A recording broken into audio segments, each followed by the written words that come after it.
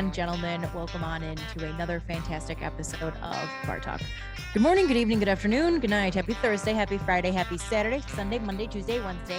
Whenever it is that you are listening to this, I hope you're having the best day ever. And guys, remember, if your day's not going the way that you want it to go, you and only you have the power to turn it around and make it extraordinary. Ask yourself, what kind of day do you want to have today? Is it a good day? Is it a bad day? Is the glass half empty or is it half full? How are you viewing your cup? You know what I'm saying? Okay, guys, welcome back. I've missed you all. It's been a minute. I definitely took a bit of a unexpected break, and by break, it was like not meaning to, but it just kind of happened. Sorry, but I'm really excited for this conversation. We are at episode 104. Again, extending so much gratitude for you guys listening to this. So thank you again. But I actually recorded this conversation with Rodney a while back. So Rodney, I got to meet through the incredible guys who do braid. So shout out to Mike and Johnny for connecting us. And the very first time Rodney and I met, we genuinely could not stop talking. I know maybe some of you are listening to that saying like, well, Jenna, you talk for a living, so that makes sense. Yes, I can talk to just about anyone. It is rare to meet someone and have a conversation with them that what you're giving out, they give back to you and they reciprocate that. And if you ever meet the guys at Braid, ask them about the very first time that Rodney and I talked, because people were just staring at us because we could not stop talking. But it was one of those conversations where I could have talked to Rodney all night long. And he's absolutely incredible. And I knew I always wanted to have him on. And what I am so excited about you guys listening to this conversation that he and I are about to have is this conversation is really the art of conversating. It's the art of debating, but more importantly, it's the art of listening. And I'll let you guys in on a little secret. Okay. I was talked over pretty much a good portion of my life. Sounds blasphemy. I know that's crazy to think, but what I learned in those moments as a young kid, when you're in a large household with a lot of big personalities and everyone's talking, you learn to listen. So it was a beautiful thing that ended up happening. And I really wanted to have this conversation. I thought, who better to have this conversation with than Rodney? So you guys are going to hear from Rodney. You're going to hear about the art of conversation, the art of debate, and more importantly, the art of listening and how you do that, because it's not easy to do, right? When you're learning something new. But let me give you guys just kind of a little bit of just about Rodney and who he is. So Rodney Perry, AKA King, is a digital creator. He has a podcast called Life as King, the Simply King podcast, which I highly suggest all of you go and check out. And then he is doing some really great stuff with giving just wellness and, just how to be the best version of yourself in a space for, Black individuals that maybe can't always have that. And he's really creating it in such a beautiful and in a really unique way. I can't wait for you guys to hear this conversation with Rodney and myself. And we're going to go ahead and just honestly get on into that because it's a little bit of a long one. But I promise you it's going to be one that it flows so beautifully and it's so fantastic that you're really going to enjoy it. Before we go ahead and get into that, guys, before we get into this, I just have a few things that I kind of want to share with you guys before we get into this conversation. So number one, if this is your first time listening to Bar Talk, guys, welcome on in. Seriously, I appreciate it so much from the bottom of my heart that you are choosing to spend your time with me today. Time is the one currency that we can never get back. So thank you, thank you, thank you, thank you, thank you. If you are a returning regular of mine, guys, I appreciate your time. I value you more than you seriously have any idea. So thank you so much for coming on back into the bar and hanging out with me. If you are an audio listener, make sure that you give this podcast 5 stars and leave a little review. Okay. It's 30 seconds out of your day. I know it sounds annoying, but guys, it seriously helps more than you know, especially with a growing podcast. Okay. So if you can please do that, it would mean the absolute world to me. If you are a video consumer of mine, hi guys. All right. So good to see you. Make sure you subscribe, follow us along on YouTube, give this video a thumbs up, leave a little comment, hit the bell notification so you can be notified when we have new stuff happening. Follow us along. I guess third thing, yeah, follow us along, guys. It's at Bar Talk with Jenna across the board, Facebook, Instagram, YouTube, TikTok. Okay. This episode is technically coming out on Monday when I normally do minis. But to be honest, guys, this episode gave me very much a mini Monday feel, but it's by no means mini in terms of its time. So, but for the most part, minis on Mondays, full episodes on Thursdays, drink of the week on Fridays, and some stuff in between. And then lastly, guys, have to give a shout out to our sponsor, which is Bet Online. Bet Online is the fastest and easiest way to wage in on your favorite sports contests and events with first to market odds and lines.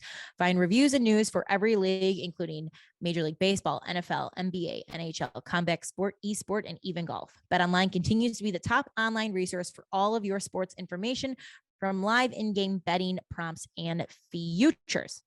Head on over to Bet Online today and use your mobile device to join, and make sure you use the code BELIEVE50. That's BLEAV50 to receive 50% off your welcome bonus. Bet Online, where the game starts. Ladies and gentlemen, sit back, relax, and get ready to enjoy my conversation with Rodney. Enjoy.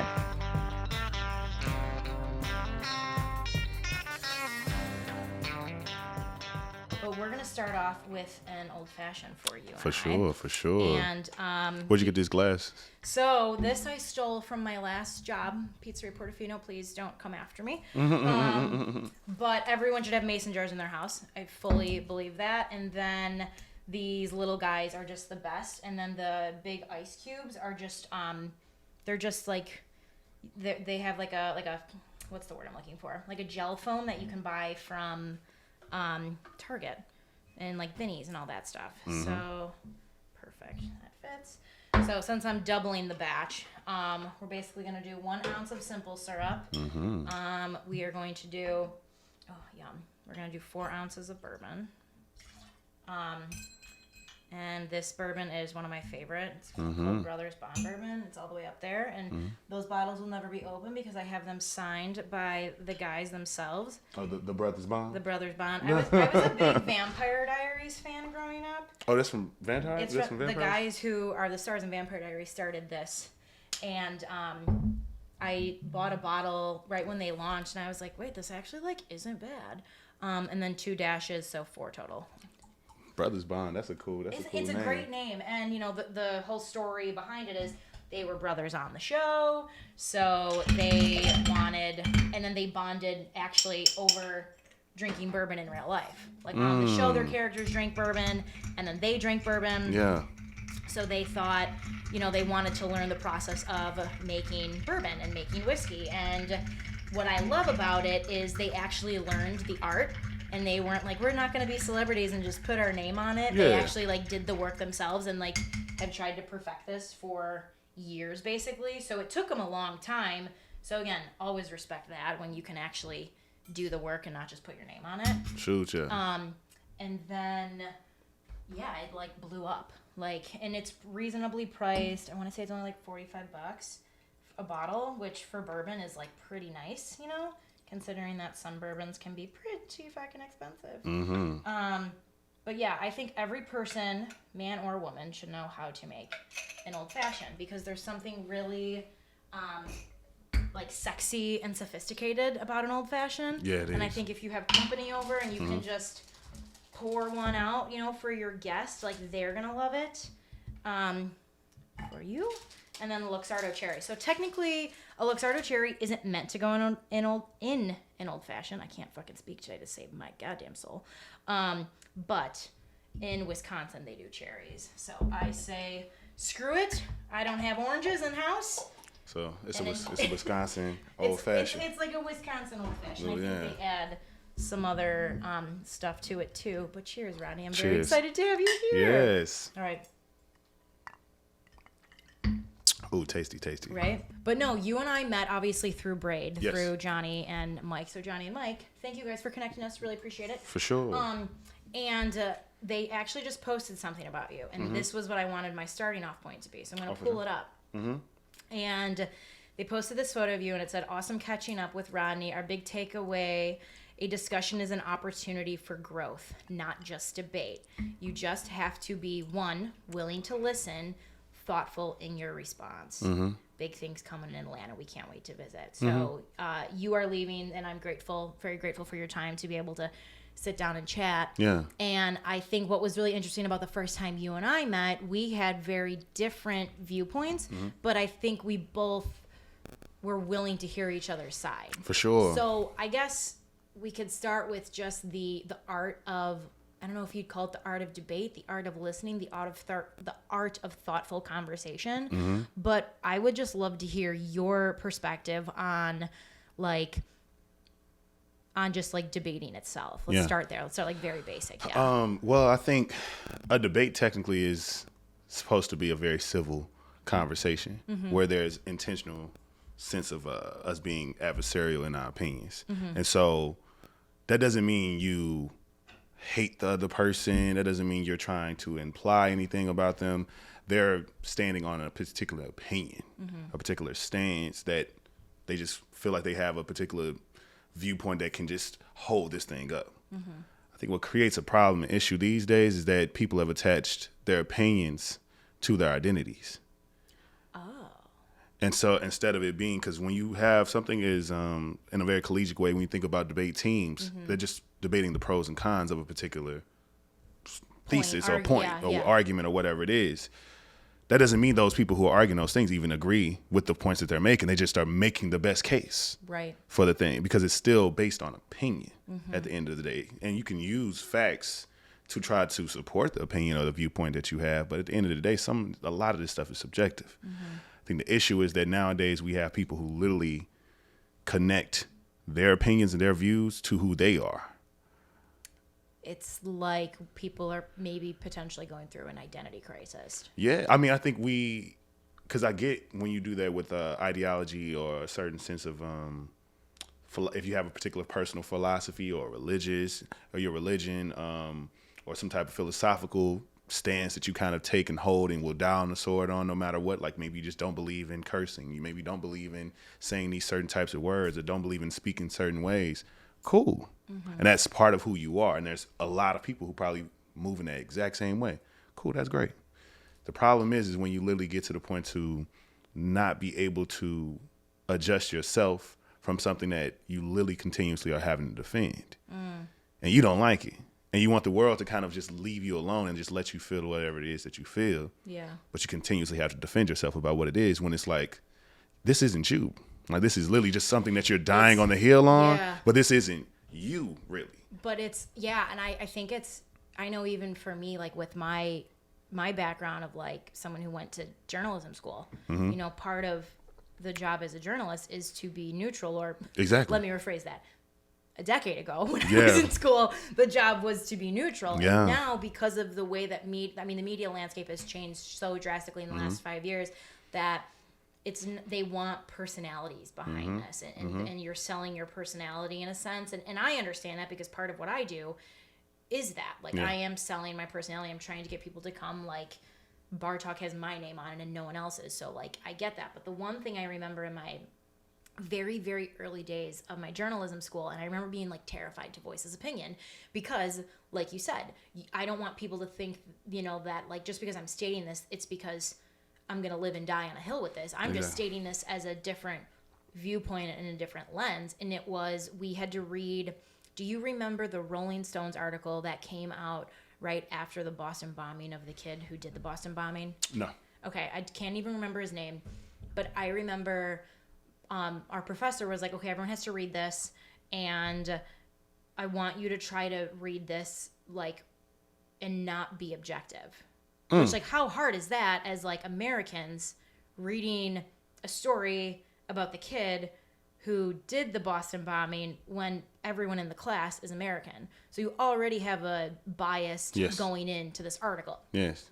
So I remember like getting ready to read this and like reading it, and I'm like, okay, I want to read this from like a Switzerland mindset. Okay. I'm going to read this like not as an American. I'm Okay. going to try to read this not as someone who was born on American soil, someone who has had a lot of, advantages because I am American. And so I remember reading this article, and again, I can't remember what the article was to save my soul because it's been so long ago, but I remember the one takeaway from it. And again, I was so afraid to say this because of fear that like people would think that just because I said it, this is what I believe. Yes. But my viewpoint after reading the article was like, he was doing what he thought was best for his country and his people. How is that different from the American like military, army, armed forces, and all that stuff? Occupying almost every country Correct. in the world. And I remember being like so afraid to say that. Yeah. And because again, you're like, are people gonna think I'm like not American? Like, Yeah. I fucking love America. Yeah. Like, I was just telling you, my cousin's in the army. Like, I love what he does, and I'm very proud to very proud. But like, I had to read this objectively and try to find a different viewpoint, like a debate team where you're arguing a point that you don't necessarily need to believe. You just need to know what the pros and cons are, and find the middle ground and be willing to, I guess, like not take it so personal. Yes. Maybe that's what it comes down to. People take things like have you ever read the book The Four Agreements? Yeah. Okay. Best book on the planet. Everyone should read it. The verbiage in the book absolutely is garbage. But besides that, like, there's so many run-on sentences is what I mean. The journalism school coming out. It is. There's so many run-on sentences. But the one thing that I found so interesting in one of the Four Agreements was to not take things so personal. Yeah. And again, that's so hard. And I wish I could find the like positive way of saying that because our brains always don't process the word no. So when you say like, don't take something personal, all you hear is like, take it personal. But in that, you learn people are going through their own battle. People have their own shit. No one is like purposely going out of their way to be hurtful and vindictive to you. Yeah. They're doing what they feel they need to do because of whatever is going on in their life. Yeah.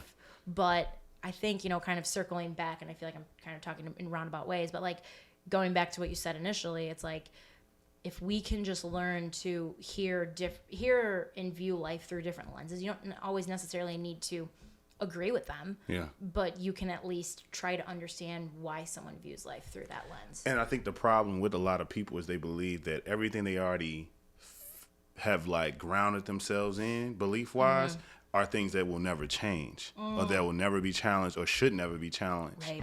And that's not how life works. Right. Like, you're going to get older, you're going to experience new things. And I think that's where people are resistant to change, where older people see things that didn't exist when they were younger, and they're trying to be like, well, see, this is what's wrong with these days. And it's like, well, I mean, life changes. Like, the world grows. Evolution. So you must evolve too. But what is it when you don't evolve? Like, you really will become an obsolete person. You rot. You become not a use in the world that you live in.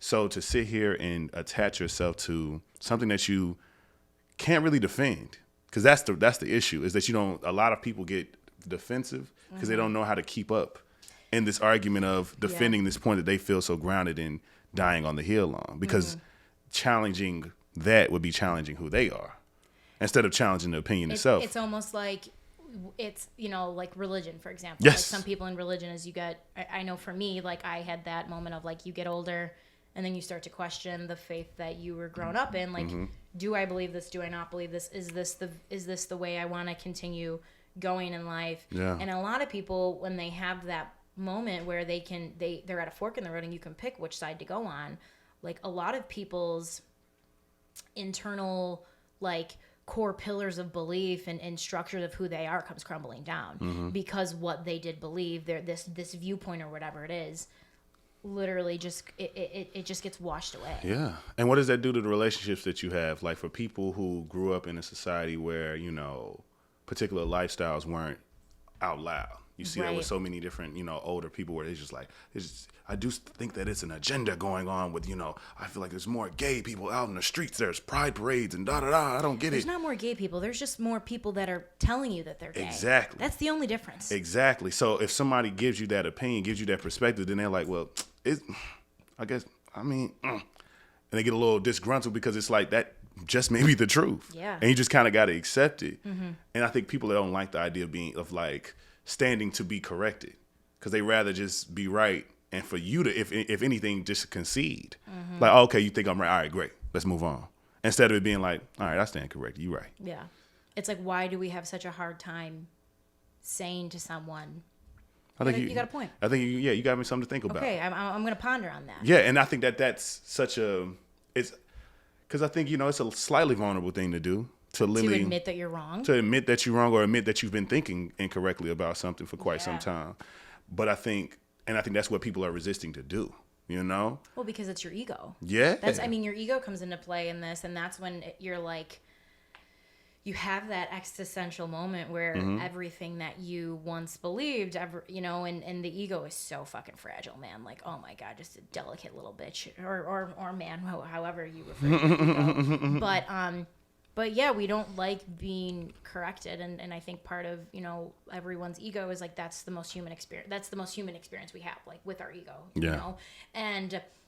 But again, admitting that you are wrong, or admitting that I don't know everything about this. Yeah. I need to look into it. I don't know why stating that is so hard for people. Yeah. Like, why do you think for some people saying like, you know what? I'm wrong, or like, I don't know enough about this. Like, why is it so hard for some people to admit? I would say, because, you watch sports. I think so much of American culture and just popular culture as a whole, globally, is kind of very gamified.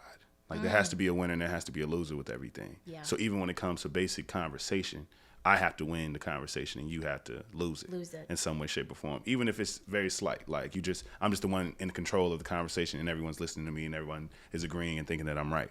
I won. Everyone else lost because they didn't take this position. They didn't take they didn't take the standing of being the leader in the conversation. Same when it comes to something that's adversarial or a debate. Like, we're doing the whole LeBron and MJ thing, and we're going back and forth, and I got to be right, and we got to be right. And that's why people love to agree to disagree. Because agreeing or conceding is something that just is, I'm not doing that. I'm just not doing that. But I'll continue to disagree with you, though, just like I already was. So I'll just continue to, how about we both just agree to never really get on the same page, is basically what that means. Yeah. I feel like people just don't like the idea of challenging themselves because somebody else is challenging them.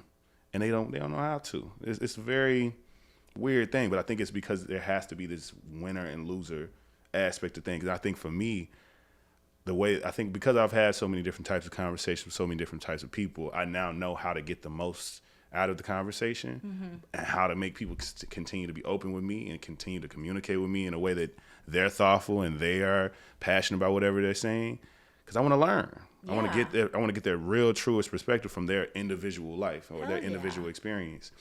So for me, I'm never going to be like, well, you really think it's like that? Or I'm not going to create an environment for them to clam up. Yeah. I want them to keep just, ranting and raving about whatever it is that they feel, because that's where I'm going to get the most from the overall exchange. But if you believe that there has to be a winner and a loser in everything, then you're going to, if anything, that's what your instinct's going to be. Yeah. Even if you kind of already feel like you lost this argument, you're going to like, well, all right. And that's where it leads to, very abusive things, like people start insulting each other. It's not even about what the original argument was anymore. It's never about the original argument. No. And you bring up a good point of like, again, you think about just where our country was in 2020, and like just how racially divided we were and how we were having really tough conversations that we probably as Americans like have truly, like maybe we've had, but we've never had them like really like, face to face, mirror to mirror. Sure. Like we need to be fucking honest with what's going on. For sure. And I remember having conversations within just my family. Now, I have a huge family. I got 70 people in my family. You think we agree on everything? Dang. Fuck no. Okay? I've learned though, through talking with, if it's my mom's brothers and sisters, my cousins, their significant others, spouses, whatever, that like, the example was my uncle who worked in the state's attorney's office for 25 years. The way he views life is not wrong. It was because of his environment that made him view life the way he views life, right? He saw some of the worst shit in people day in and day out. Of course that's going to change. It's going to change your perspective. Yeah. I also understand my aunt who is a special ed teacher in inner city Chicago, views life the way she views life, because she got to see some of the best in people and also see some of the worst situations that those people were in the inner city. Are those perspectives right or wrong? Yeah. They're not. They're just their perspective. That's it. And that's it. And I think it's learning, and that's where it gets hard, like you said, with this sports mindset mentality of there needs to be a winner and a loser, is a lot of times in life, there's more gray. It's not black and white. It's more gray than everything. There's so much gray, but we're not willing. I don't know if it's that we're not willing to see the gray, or if the gray is so complicated that sometimes it's too much for people to understand. Yeah, I think people rather settle into the black and white because it then informs whatever their particular biases are. And the same thing with winners and losers. Right. There's no draws in the Super Bowl. There's no draws in the finals. There's no draws in all these different types of sports. Right. And there has to be a winner with certain things. And I think that so much of that is a projection. Like if your family both of these people who are part of your family projected on their experience to the world, if one had this kind of rose-colored idea of the world being all good and never bad, the other one had like, no, it's a lot of bad people out here. Both of them are just projecting what they feel onto the world. Correct. And that's when it then becomes incorrect. Yeah. But incorrect moderately, because it's like it's more nuanced than that. It's not all bad. It's not all good. It's all about discernment at the end of the day. It's all about just kind of seeing how this is going to play out, and I think that's a big part of it. Like, people don't realize it's so many of us. It's too many people walking around, living life and living their own particular experiences. We're shaping what the world looks like. And the crazy thing about it is people who gain power and influence and all these various things, I don't even think people really realize we are walking in the projection of what those people do. What those people feel, the people in power. Yeah. So if they see so when people have issues with politicians and all these various things, that's why, because they see the world in a very specific way, and they can say all day that they, listen to constituents and do this, that, and the third, but we see it.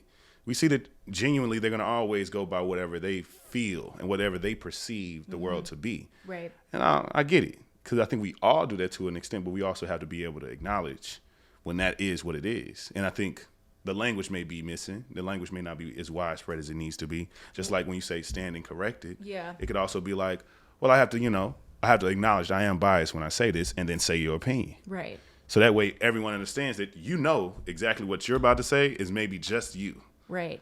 And they can respond in every way they want to after that. In related to like the sports terminology, like it's, we were just on a call the other day and it was like, okay, who's the team you're most excited to see this year? And it's like, well, I'm biased, so the Bears. But let's be real. I know nothing's going to happen with this team this year, So like, but you state that from the get-go, and you know that.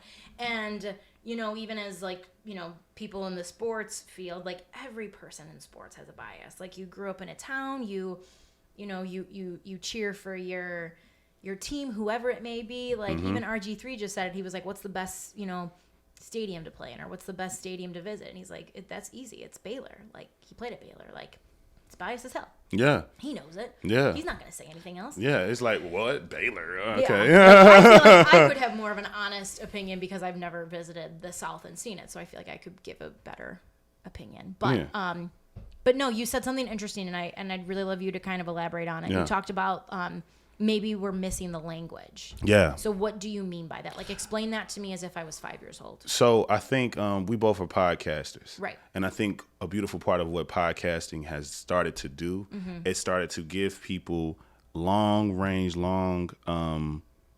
form conversation to where they can now grab this as a quotable. Because they feel someone's perspective, or they felt the words, it resonated with them, and now they can use that as a quotable in some way, shape, or form. What else do we do that with?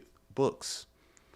So books can help us inform us on how to speak about a particular thing. It could be a book about, like, The Alchemist is a story overall for anyone who's never read it, but it's a story overall. But it is this metaphorical aspect that has made it into this story, that it made it into this almost self-help aspect to it, because it's basically telling you to kind of follow your heart, follow your passion, seek the journey out, and make sure you see it all the way through, because it's the journey that is what it is. That the mission that you have is the mission that you have, but it's taking you through the journey to make you into the person you're going to be.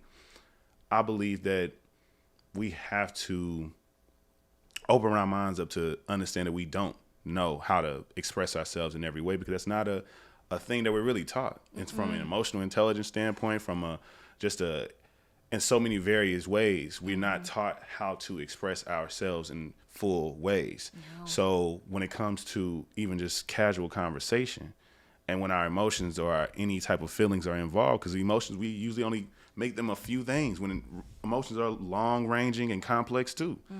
And they're gray as well. So speaking in a way and making it very common to say, I don't know. I haven't thought about that. I don't know how to answer that. I don't know what to say. I'm confused. Can you say that again? Certain things like that, that's how it starts. And I think the way where it goes to a place of starting to kind of like understand the language, even trying to just describe it based off of what you feel, even if it's willing to be a little ignorant. Yeah. And knowing that just because you can come in as a little ignorant doesn't mean you will forever be ignorant. Yeah. It means that you can learn and grow. Yeah. And even like I had a conversation with an old professor of mine recently, just with how the beginning of July, just how violent the city has been. And I think for me, like, it was like, I think I've hit my limit. Like, I think I need to admit that I am ignorant to some of the problems that are going on. I'm ignorant to what some of the solutions are. And, you know, I tried to talk about it on one of the last shows I did. And I said, I'm like, I don't know everything.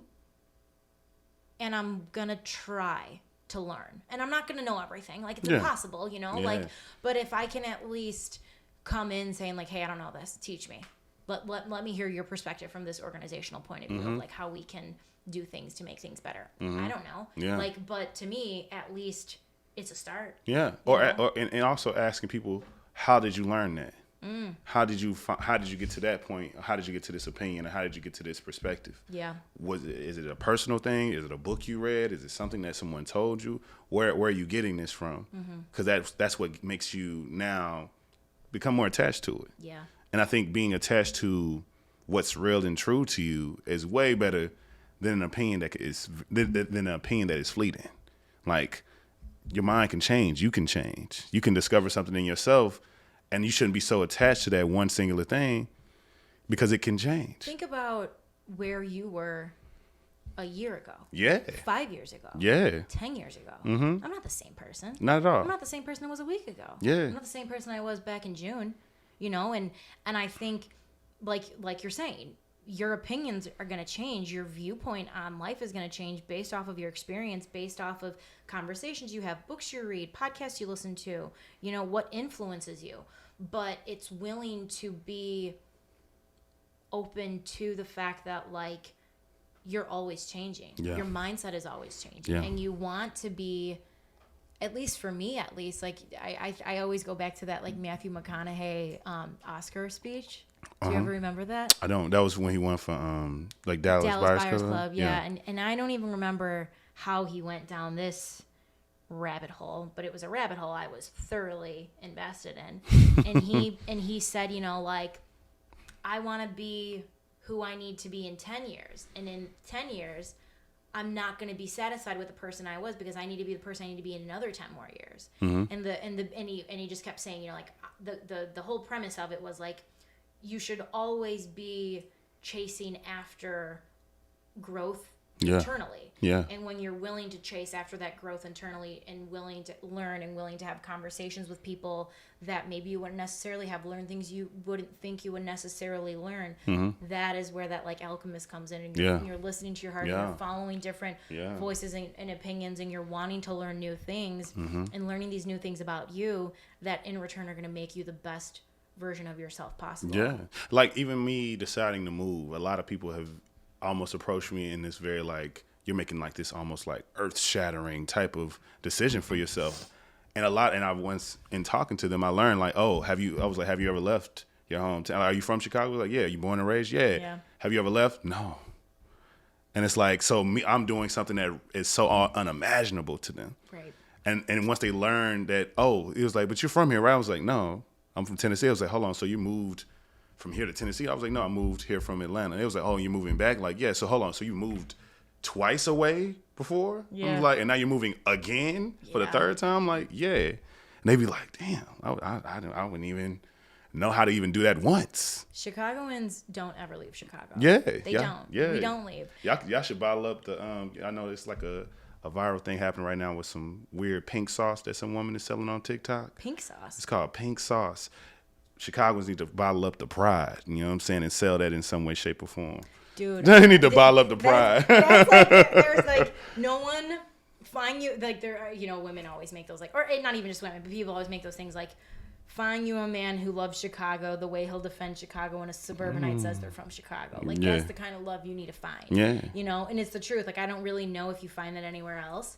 But as someone who has left, like, I lived in Miami and I lived in Minnesota, each for a year. Very different. Very different. If you want to talk about a culture shock for both in different ways. Oh, a lot of sun, a lot of snow. A lot of sun, a lot of snow, and a lot of differences. But what was great about it was I always knew I wanted to leave. As a very early on in my life, I was like, I want to be a plane ride away from home. Like, I knew that when I left to go to college. Yeah. And the beauty of that was I did it, and I'm happy to say I did it. And I learned in leaving that I'm the best version of myself when I'm surrounded by my support system. Yeah. So again, but I would have never have learned that. I would have never have valued and appreciated what it is that I had had I not left. And for me, I grew up in a small town from Jackson, Tennessee. So and one of my earliest of kind of thoughts or convictions was I'm not going to be here long. So as soon as I get the chance to leave, I'm going to leave. Right. And that was something I very heartily, believed in from the depths of my heart, because I was just like, yeah, this is too small. I got big plans, big ideas. I'm watching TV, getting inspired. I want to go do that. I want to go see what that looks like. I want to go do something else, Right. And so for me, it was real easy to kind of break that cycle, or break that energy up of like hometown is, just only where the comfort is and only where the heart is and the only place I can be and thrive, because I'm like, I know I can expand myself. So went to school out of state still yet a southern place, but very much a larger place. Yeah. And then decided to come here after the fact, which is even larger. So it's like, for me, I was definitely seeking a challenge for myself, space to grow, space to learn, space to meet different types of people. And I think it all worked out for the best. But I think for me, that was what I had to do, because I'm not so attached to where I'm from, because I knew I wanted to do so much more. And for where I'm from, it is what it is. It still has its value for me. It's very much a good place of refuge. It's very much a good place to kind of recharge, because smaller towns, they move and develop a lot slower, so because of that, you can always come back and kind of like slow everything down. If you're used to living in the hustle and bustle of wherever you live in, whatever metropolitan it is, coming to a place to where you can actually see the stars, you can actually just hear nature, you can actually like just sit outside and not be bothered, you can just walk through the streets and do whatever it is. It's something that you can really enjoy, to have that as a place to come back to, and then get back to whatever your hustle and bustle is. And so it works for me. And I think everyone else I think it's always interesting, the conversation I've been having for the past few months, because I can always see people kind of leaving with a little bit like, damn, got me kind of questioning myself a little bit. Yeah. Well, I've questioned home since the pandemic. I've been questioning home. Yeah. And that always bothered me, because, and maybe it goes back to that, like, internal pillar of belief that you have within, and what happens when it gets a little shaky and rocky. Yeah. And right now it became a little shaky and rocky. And the reason why I always wanted to stay here, and I always said, my dream one day of like, if it wasn't God's plan for me to like have a family and have kids, was like, I experienced such a sense of community here that I don't think I've ever experienced anywhere else. And I, the fact that like, people here, I'm from Chicago, and then I remember my coach up in Minnesota, population 15,000 people, when I would talk about Chicago and I would talk about this neighborhood and the people, he was like, Jenna, you talk like you know everyone. Mm-hmm. And I said, because I do. Mm-hmm. And that was such a hard concept for him to grasp as someone who grew up in a small town in Southwest Minnesota, where I'm this, you hear Chicago and people think I live in high rises and can go outside and hail a cab. Like, it's not the case, For me, Chicago is broken down into neighborhoods, and and those neighborhoods are small towns and they're small communities. And I think what's happening now, at least, and this happen, it's part of life. So I think you're torn between this, like, it's part of evolution, but how do you still hold on to this, like, sense of familiarity that you had as a kid of, like, there's a lot of gentrification happening. A lot of people are getting pushed out of this neighborhood who have had 3, 4, 5 generations back, and they can't stay here in the way that they would like to, and they're just getting pushed out further south or west. And for me, it became this sense of, like, I don't recognize the Chicago I live in anymore, and we're not taking care of each other. Yeah. And how do you? And then I was like, well, then you just leave, right? But then I talked to friends who live in Tennessee, who live in Atlanta, who live in Florida, who live in California, and in Vegas and Arizona and all over the place, and that's everywhere. It's not like it's just here. No, it's not. So you can't. To me, it's like you're running from one problem to the next. So I don't want to run. I want to stay. Yeah. And I don't want to use the word fight, because fight sounds like, again, like that, that right and wrong, the white and black. Like I want to find, can we find some middle ground? Can we be willing to meet in the middle? Because so many people here that I know, like, we love this. Like, this is home. Like, this is my home, man. Like, I fucking love it here. And I think that Chicago is so beautiful and so unique in that sense that, people don't leave, because there is such a rich, strong family ties and a strong sense of community here that people have. And they want to take care of each other. And I hate that it's in times of tragedy that makes me realize it, but it's in times of tragedy that makes me realize, like, I don't want to leave. Like I want to stay, because this place means so much to me. But how do you, like, where do you start? And I think that the hard part that I've been battling with internally is, like, we have an election coming up, right? Okay, can we get someone in office who can lead with empathy and not be driven by fucking ego? Yeah. And that's just, like, I guess when has that ever been a thing in Chicago? Where there hasn't been ego? Where it has been a politician leading the city without ego, without motives of, their own personal gain. I'm just going to tell you something. Because I think that, if anything, that genuinely probably has been the thing that has kept Chicago from not living to its fullest potential, because so much of what, so much of the charm of Chicago is by way of the people. Yeah. Not by way of the people who were in positions to create a particular thing, because if anything, that created more issues for the people. Right. Because it's, we're building this here, or we're doing this, or we're stopping this, or we're stopping that, or we're taking away funding from this, or people are going on strike in these various industries and we still don't care. We're going to take funding away. They always kind of slow down progress, while the communities always seem to try to continuously push forward to new ways of doing certain things, And renovation probably is the best word. Like, instead of fighting, and it's really a renovation, because, like, I like that word. You could have great windows, they work. You could have a great chair, it works. You could have great walls and paint and beds and things, and they work. They're efficient. They may actually be good for someone else, but you may need to be renovated because it's not suiting you anymore. Chicago needs a renovation. Just need a renovation. You ain't getting rid of it. That's the word. That's the word that I think we haven't been able to even find. Yeah. So again, it's going back to verbiage and not always knowing what to say or what the right thing is to say. And even as, like, you and I, who, like, we're podcasters. We speak for a living. Yeah.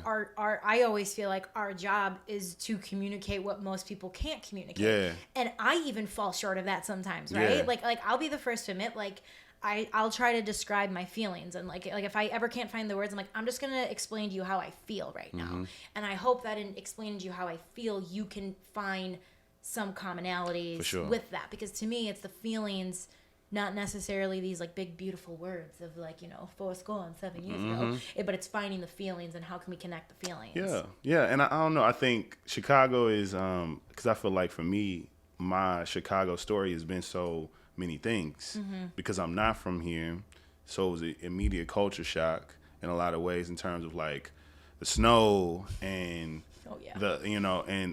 I think just how the people communicated to me, you know, in a certain way. Explain. Meaning like, because from the South, we're like very, very, Southern hospitality is a real genuine thing. Oh, yeah. And like people are kind of off-putted. Like not everyone, but a lot of people were very off-putting off of just the welcoming nature that I had. It was just like, okay, God, like, all right, Chicagoans are blunt. Yeah, you know, and but it's weird because it's like twofold. I think there is an element of like very down home hospitality, but it's almost like you kind of got to get through. You got to get through the gate first. So okay, I agree with you. There is hospitality in Chicago. I have visited the South. One of my girlfriends lives in Florida, but it's like northern Florida, so it's still, even though like Florida, I feel like should be its own country sometimes. Yeah, I believe that too. There's a lot of southern hospitality that she has, and the one thing that I learned from her and just from some of the people I met when I went to school down in Miami who were from the South is that like it's that, you know, like what bless your heart actually means. Yeah, bless your heart means go. And I think that's what a lot of people assume about that energy. Right. But in reality, it's also like that comes from a whole weird cultural thing of like having to put on, because it's, you know, so much of Southern hospitality is connected to kind of like antebellum slavery and all these various things. Like it's decorum and respectability. But what it became and what it turned into was just a natural way that people kind of communicate. So if we're driving down the street and your neighbor's cutting the grass, you know, hitting one of these is just a knee-jerk reaction. Right. And it's not you not caring the way, like not you really just genuinely don't care the way. You're just acknowledging somebody's presence. There was a gentleman who used to come in my family's bar and he would say, "Wave, it costs nothing." Yeah. So I would always wave, even if I don't know people. I'm like, "How you doing?" Yeah, you know, just wave, it costs nothing. Yeah, and like I remember being in college, and like the university I went to had people from everywhere, and I remember like that would be like a constant thing that I would notice from people, and I would always know that they aren't from the South at all, because we'll be walking, basically coming closer and closer towards each other, and I speak, and then they don't speak, and they like, I remember like having that exchange with them eventually, and they just like, it was just not a tendency that I do. I'm from such and such East Coast state and blah blah blah city. Yeah. It just ain't something I think to do. But I was like, but we're walking, eye to eye. We're eye to eye. We're looking each other in the face. Even if we don't know each other well, I'm still gonna just say, "Hey, how you doing?" I always say hi. Yeah, and I don't know if it's that like growing up in Bridgeport where like everyone knows everyone, and there is that like type of small town charm, hospitalityness. I would say hi to people even if I didn't know them, because to me, I always just literally, it's like, I feel like, you know, my mom always said this, but like, you never know what someone's going through. You'd never know how like a simple hello could like change someone's day. Like looking a person in the eyes, saying hi to them, just like a simple hello.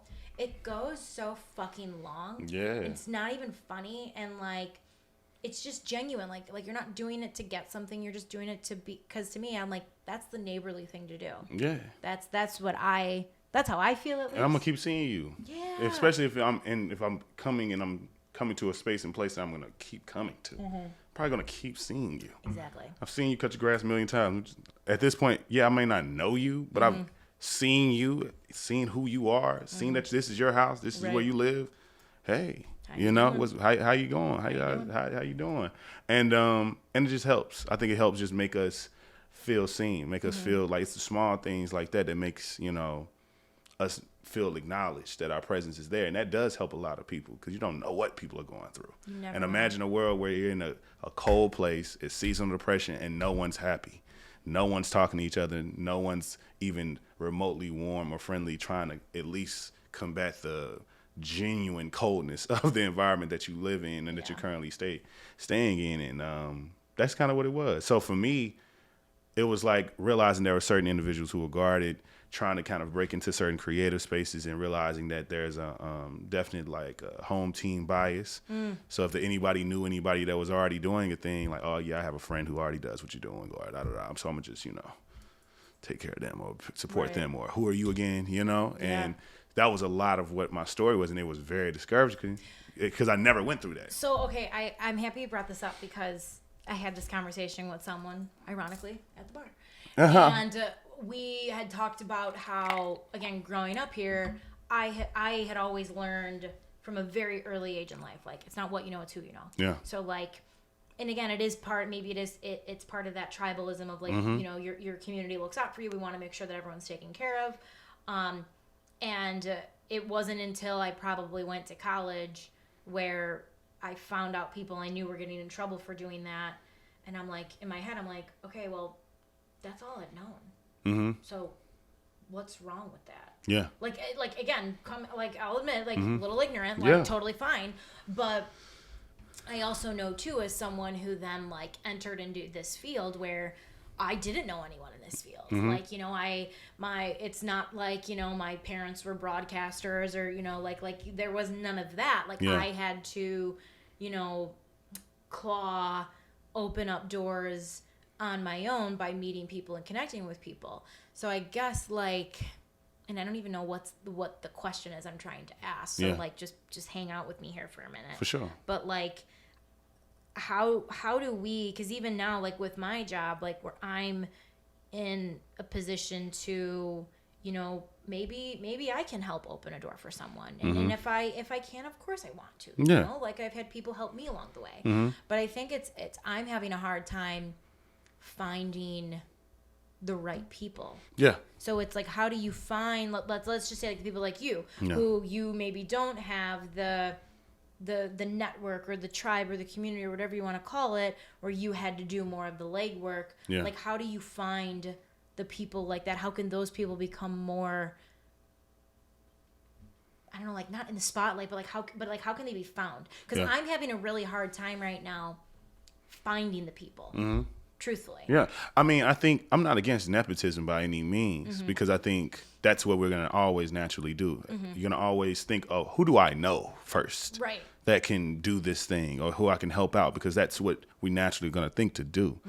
I think the reason for me why that I kind of, I guess, push back to that idea, not even from nepotism, but from a standpoint of when my scenario and my situation is, it almost feels like I don't even get the chance to show you what I could do, how I could be valuable to you. I'm not telling you not to use your friend, cousin, whoever to do whatever it is that you're doing. Right. But I probably could serve in some way, shape, or form in some collaborative efforts for you. Right. But if you're already kind of killing the thing, because you maybe think I'm just one dimensional, maybe you think I only do this one specific thing that your cousin does, but I do a lot of things. Right.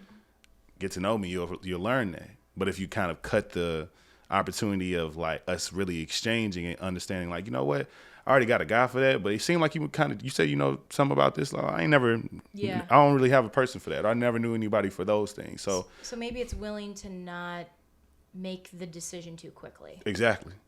Be open to the discovery of what you can gain from this new contact, from this new person, this new point of contact.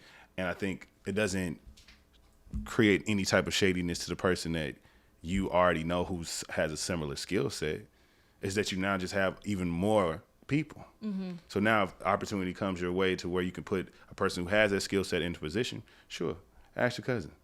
Let's say if it's just a ad hoc thing that's just for, you know, for the day. Cousin can't make it though, but they really need this and they really want you to come through, and you really want to come through for this person. Right. Oh, now you have me. I'm not saying that you got to use me and me only, but now using me now makes you look even better, makes you seem like the dependable person who understands that you are tapped into all these people who know how to do these things. Right. And if I make you look great, then what are we talking about? You know, it's the person who still is your guy, who is your number one call, still your guy. Right. I'm never going to replace them. I was just trying to get my feet wet. I was just trying to break in. I was just trying to get in the mix of whatever the mix was, because I'm new here. I don't know anybody. I know if I know anything about from and I guess maybe it's a small town observation, is people who are from a place are going to always understand the place a lot better because they've spent the most time. They've had a lot of family history, a lot of different things. Yes, I can gain a lot from, connecting with other transplants and us kind of, banding together to figure out Chicago. Right. Which that has its purpose and that has its, function in some way, shape, or form. But each city has a different mentality. And I think you have cities that are transient and you have cities that are very settled in. And I think Chicago is a very settled in type of city. Super settled. You're not moving to Chicago and thinking that you're gonna, make something shake quickly.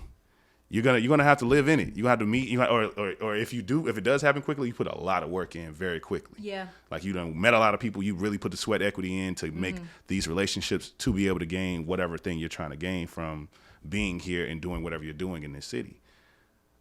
But other places are different. You have other places like, the New Yorks and the LAs, for instance, that are very transient. A lot of people go there, a lot of people move there, and they have to figure things out. And things might happen fast. Things might happen way longer after they arrive. Yeah. That is so many different people's stories, but it happens to so many different people. Here, I don't think it's that way because it's a place that's driven by the community. It's driven by the people who are from here more than the transplants. Transplants really don't have any impact on the culture of Chicago. Even if a lot of people feel like they do, ultimately we really don't. We still are living in the Bears country. You know what I'm saying? Yeah. We're not ever going to be able to affect the culture as a whole, and that's okay. Right. Do as the Chicagoans do. Go do this, go try that. Understand you maybe never need to ever speak ill of anything that they love so much if you don't want to go through an argument, Yeah. So to me, I think that was kind of what I discovered and what I realized. And I think exposure was really the key. The fact that I kept showing up, the fact that I kept being in the same spaces and places that they were. We kept showing up in places where it seems like we have a shared interest. For them to be like, don't I know you? And I'm like, yeah, we met 5 times. You did not meet someone with it. Yeah, for sure. God, that's bad. But that's the thing, though. Yeah. Because if you're guarded or you already have your community locked in, you're good and you're flourishing. Yeah.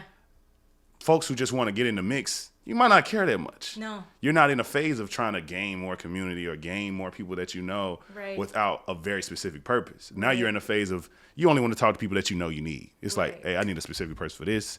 And you go seek that person out. But when you're locked into a community, you have access to all these things. You got 70, family members and things. You probably don't ever have to get outside of your family to find out a thing that you may need. Like, hey, cousin Dan, do you got a plumber? Don't you know a plumber? Did you go to plumb school? Hey, don't you know somebody who used to, be an electrician? Like, you might not ever have to leave your community. That's great. But like, I think that was what happened because it was like the fact that I kept showing up in similar places and spaces. They were just like, I got to figure out who you are now. Because, like, you must be somebody I need to know. Right. If you keep being where I need to be and I'm not the one telling you to come here. Yeah. Who are you? Yeah. And so it intrigued them. It was very vindicating, obviously. It took years for that exchange to happen. But I relished in it. You relished in it? Yeah, because it was just like, because it was in the exchange, it was just like, so you've been doing it? How long you been doing it? I was like, since I've been here. I was like, how long you been podcasting? How long you been doing all these other things? I'm like, yeah, for this long and since college or whatever. And he would just be so befuddled, like, damn, I wish I kind of knew you a few years ago. I needed that when I was starting this or when I was doing that. And I was like, And in my mind, I'm like, I know. That was a part of one of the first conversations we had.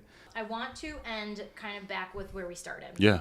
About debating. Because I think it's something that is so important for us as a society, no matter where the fuck you are. Like, no matter where you are at, I think it's really important to learn the art of conversating, the art of listening. And it's literally just listening to listen. Not listening with an agenda. Just listening to fucking listen. And I guess I'll leave it open to you, but like, as we are still in this time right now within the world, I feel like we're like, so much is changing. We're having conversations that maybe we haven't always necessarily had before. And they're tough. And sometimes no one wants to admit that they're wrong, as we've stated earlier, but it's willing to show up to a conversation a little bit ignorant. So like, if you could give like 3 pieces of advice for someone, like what would your 3 pieces of advice be on like getting ready to have a conversation where it is a debate asker, you know, like what would that be? I think if it is that kind of premeditated, write down what you want to say first. Yeah. You know, just write it out. Yeah. First, and like make sure that you agree with everything that you feel like that's on your mind, because it may change. Yeah. It may once you see it out, once you read it out, because doing it in the moment, we're just reacting, and I think that's a big part of it as well. Right. Learn to, because when you're listening and you truly are listening to respond and not listening to react, those are 2 different things. Because reactions is going to be the defense. Reaction is going to be argumentative. Reactions is going to be all these I gotta win type of things, while responding is genuinely the thoughtful aspect of it. It's like, you might pause, you might, or you might say like, you know what? Because I don't even know what I want to respond and say, that's when the language comes in. I don't even know what to say about that. Can we circle back? Let me marinate on it. Let me think about that one. So on and so forth. And I think just being open to just discourse as a whole, like dialogue being, you know, one where we agree or disagree, is one where that can be just what it is. But it doesn't have to come to a point of winners and losers, because life is too nuanced. So I think certainly number 1, I like that one. That's a great number 1. Yeah, that's what you got to do. And I think opening yourself up to learning new language, opening yourself up to being corrected or being wrong about something for however long you felt that way. Because I think the things that we've had opinions for the longest are the things that we hold the closest to our chest. Right.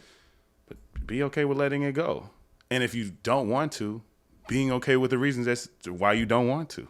Because they only going to affect you. Right. So if you feel like you feel kind of anxious by the judgment of you know, not wanting to change your mind, there's something there. Right. You really can't deny that. Because if you didn't care, it wouldn't affect you.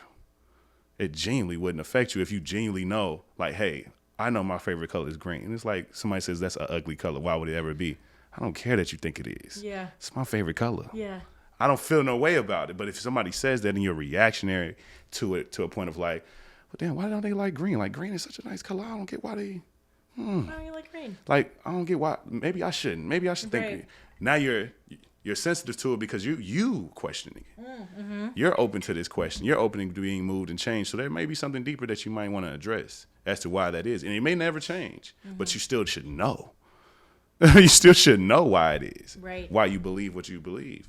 I guess lastly would be being kind at the end of the day. Like, if you just lead with kindness and just know that you're not trying to make someone feel bad when you debate or whatever, you're just stating what you feel about something. And if it's something that may be controversial or whatever it is, what is your overall intention? And also understand the impact of that with whatever it is that you say. Because that's the real kind thing to do. Like, hey, I didn't mean to offend you in that. This is what I really feel, but I really didn't mean to offend you in saying so. What a lot of people do is just be like, I don't give a damn. I said what I said. I offended you. That's on you. Maybe you're just too sensitive. Maybe you're just whatever. And that's has nothing to do with me and what I said. When you're the reason as to why they feel offended, it's what you said. Right. And it's okay. But you gotta like at least have some empathy. At least have some understanding of like, well, okay, I feel what I feel. It is not gonna change. But that doesn't mean I gotta make you leave this conversation or leave this debate feeling a little bit, not so good about it, because that wasn't the goal. All we were doing is just talking about something that we both didn't agree or disagree on. And we're trying to let it all, just air it all out. If that's all that it is, if that's really all it is, let it be that. But if it's not, if you really are trying to like make a person feel bad about who they are as people based off an opinion that they have about something, that's not really that kind. The art of debate is like, I think it, at least for me and like in the sports world, like one of the reasons why I never wanted to, like, so I was in sports, right? And then the podcast veered off in a different direction. And I was like, I'm not fucking talking about sports anymore. Like, all right, I'm done with sports. Yeah. And then you want to know what happened? What's that? I had like 4 job offers in sports. I was like, are you fucking kidding me? Jesus Christ. Like, so it was funny when you I let it go and then all these things came. But what I'm learning now is, my way of communicating in this sports realm is really different from my colleagues because, like you said, they want black and white. I understand the gray.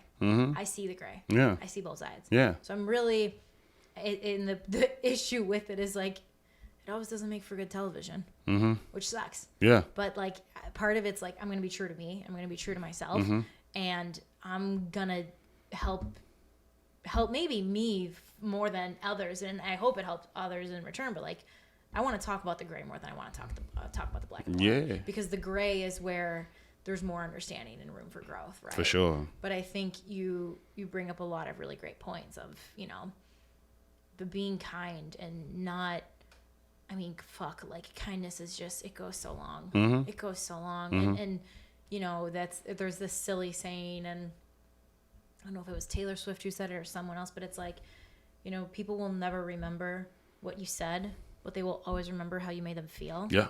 So like, you can still get your point across in a debate and show and feel that sense of empathy and that sense of kindness. Oh yeah, you can. But I feel like every person has to do their own work, and I think people try their best to not think that you just kind of get settled into like this like aspect of yourself where it's like there's nothing else I have to now look at or assess or evaluate. When that's something that you consistently always are going to be doing. You're going to always be introspective and retrospective and very reflective about things when it comes to yourself. And it's nobody really enjoys the rigidity of like not wanting to change or not wanting whatever that really doesn't affect you in the best ways. If you just are so I don't want to, Right. It affects you more than everyone else because now people may not want to talk to you. People may want to distance themselves from you because they don't like the way that you communicate. They don't like the way that you are. They don't like that you have bound yourself to these opinions, and it makes them feel a certain way because it may offend them in some sort of way. And they would like to maybe give you some room and space for you to not attach who you are to this thing. It's like, why do you believe this? Why is this something that you believe? Especially if it's something that affects them. It's like, someone who is harmed by you having this opinion. What makes you continue to believe that? If you say that you care about that person too, what makes you continue to believe that? And if they can stand on what it is, cool. That's what it is. That's what they choose to do. The two people, you got to respect whatever decision they make. But if they if they get mad because they don't have those relationships or those bridges are starting to burn, you can't really get upset because remember, you died on the hill. And we can only die alone. So cheers to being willing to listen just to listen, showing kindness. Yeah. And then what was the second one? It was I think it was about language. Was it about language? Drawing a blank. I'm drawing a blank too. But I feel like it was some towards language. Yeah. It's being willing to know that, you're not going to know everything, but your language can change and you can be a little ignorant to it. Yeah, I agree. All right. Rodney, it's been a blast. Do me a favor and tell people where they can find you and your show and give your plug. Yes, so you can find me everywhere at Simply King Pod on IG and also on Facebook. You can find my personal page, Kings_Memoirs. If you know how to spell memoirs, you'll find me very easily. A lot of people don't. You can find me everywhere, and make sure you check out all my content. It's I'm on all the platforms, all the things, weekly podcast. Also, if you want to find more community and more tools for self-improvement and creative support, definitely implore you to check out my my Patreon. That's that's Rodney Perry, aka King, on Patreon. Hell, mother. Yeah. Yes. We are empty. But yes. Little splash. we're just going to go ahead and end it there. And I just want to say thank you guys so much for listening. And I really hope that you take something away from that conversation. And the next time you go to listen to someone whose viewpoint maybe isn't yours, just be willing to listen and try to learn something that maybe you wouldn't have learned had you not met that person. You might shock yourself. All right, guys, that's all I have for you today. Thank you so much. And I hope you all take the time today to realize that we have way more in common with each other than we have different. I'll see you next time. Take care.